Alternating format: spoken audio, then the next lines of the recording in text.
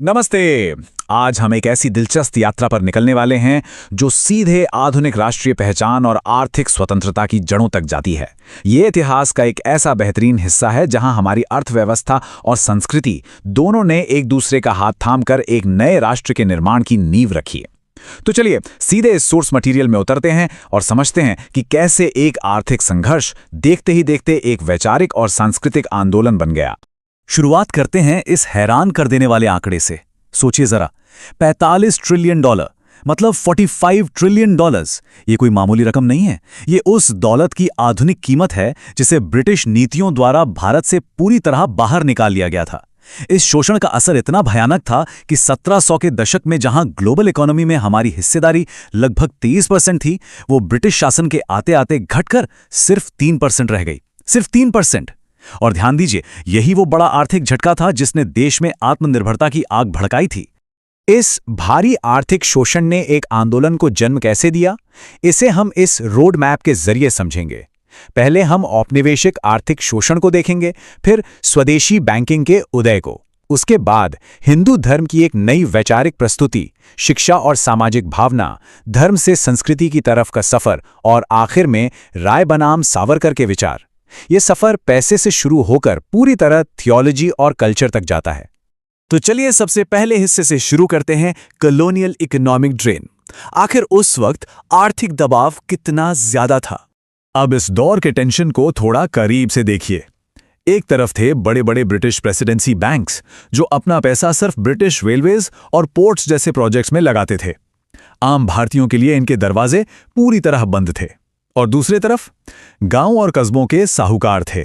ये इतना ज्यादा ब्याज वसूलते थे कि देश की 95% आबादी लगातार कर्ज में डूबी रहती थी। एक ऐसी स्थिति बन चुकी थी जहां देश का पैसा देश के लोगों के किसी काम ही नहीं आ रहा था।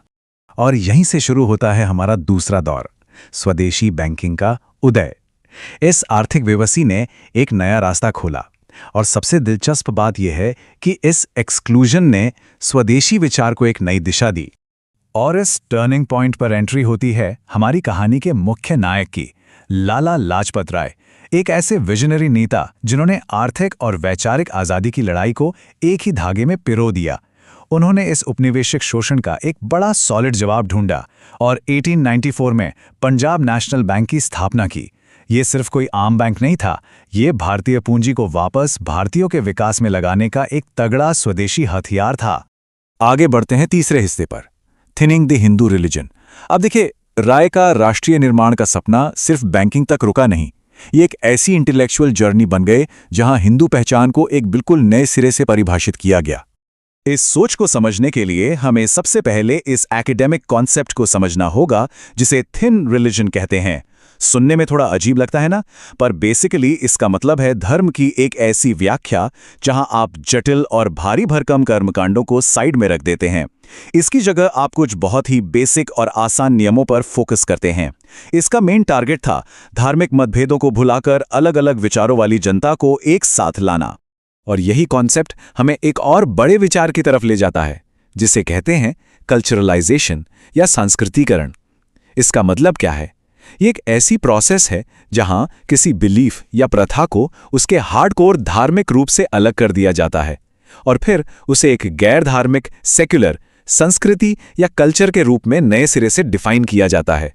राय ने इस थिन रिलीजन वाली टेक्निक का पूरा फायदा उठाया। उन्होंने आर्य समाज के सिद्धांतों से प्रेरित होकर मूर्ति पूजा, बहुदेववाद और सभी जटिल धार्मिक प्रैक्टिसेस को हटा दिया। उन्होंने पूरा फोकस सिर्फ वैदिक मोनोथीज्म पर रखा, यानी सिर्फ एक ईश्वर और वेदों को ही ज्ञान का एकमात्र स्रोत मानना। उनका लक्ष्य बहुत क्लियर था, धर्म के नाम पर बनते हुए लोगों के बीच एक बड़ा और आसान आधार बनाना। चौथा हिस्सा, एजुकेशन एंड सोशल स्पिरिट। अब विचार तो बन गए, पर सबसे बड़ा सवाल था कि इस थिन डाउन पहचान को आने वाली पीढ़ियों तक आखिर पहुंचाया कैसे जाए। इसका जवाब था डीएवी कॉलेज का नया विजन। राय ने यहां स्ट्रिक्ट धार्मिक पढ़ाई या वैदिक थियोलॉजी को सिलेबस से दूर रखा। उसके बजाय उन्होंने हिंदी साहित्य, संस्कृत भाषा और यहां तक कि इंग्लिश लिबरल एजुकेशन को गले लगाया। उनका सबसे ज्यादा जोर इतिहास पर था ताकि छात्रों के अंदर एक डीप राष्ट्रीय गर्व और दिशा की भावना पैदा की जा सके। 1904 आते आते उनकी सोच और ज्यादा मैच्योर हो चुकी थी। हर्बर्ट स्पेंसर जैसे थिंकर से प्रेरित होकर उन्होंने हिंदुइज्म को एक सोशल फेथ यानी सामाजिक धर्म के रूप में पेश करना शुरू कर दिया। उन्होंने मनुस्मृति जैसे प्राचीन ग्रंथों का उदाहरण देकर यह पॉइंट रखा कि इनमें शुरू से ही दूसरों की भलाई और एक सामाजिक एकता की भावना है। बेसिकली उन्होंने धर्म को सीधा राष्ट्रीय जिम्मेदारियों से जोड़ दिया। 5वां हिस्सा, धर्म से संस्कृति की ओर। जैसे जैसे 20वीं सेंचुरी की शुरुआत में राजनीतिक हलचल बढ़ी, राय के विचारों में सबसे रैडिकल शिफ्ट आया।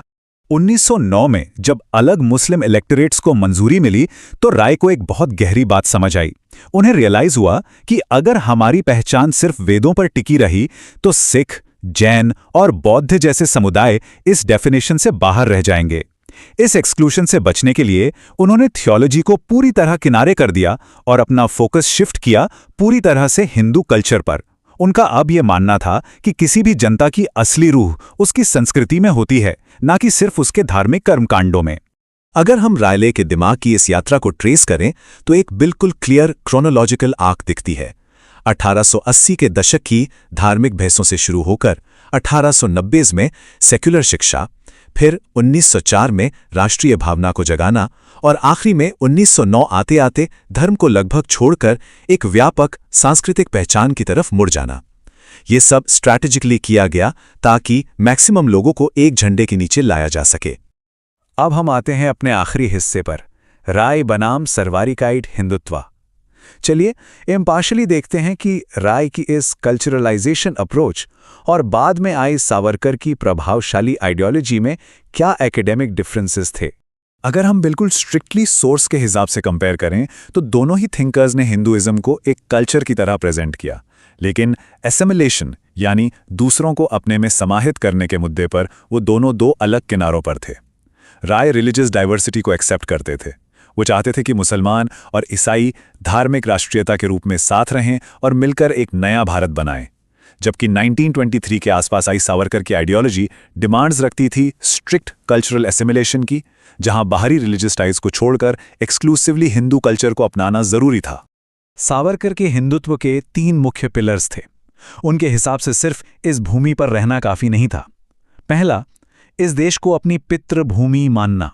दूसरा, हिंदू रक्त होना। और तीसरा और सबसे डिसाइसिव फैक्टर, हिंदू संस्कृति का पूरा आदर करना और भारत को ही अपनी इकलौती पुण्य भूमि या होली लैंड मानना। यहां बाहरी निष्ठा के लिए कोई जगह नहीं थी।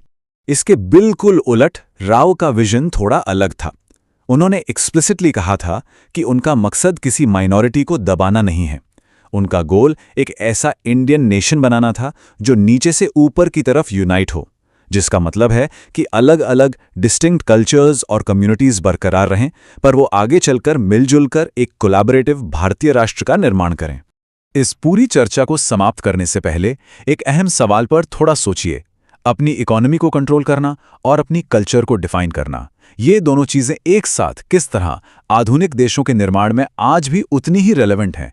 पैसे और पहचान का ये ऐतिहासिक टाई अप आज भी स्टेट बिल्डिंग का सबसे मजबूत फाउंडेशनल पिलर है। उम्मीद है आज की इस डीप डाइव से आपको इस जटिल टॉपिक को समझने में मजा आया होगा। जरूर सोचिए कि ये 2 पहलू आज भी हमारे आसपास की दुनिया को कैसे शेप कर रहे हैं।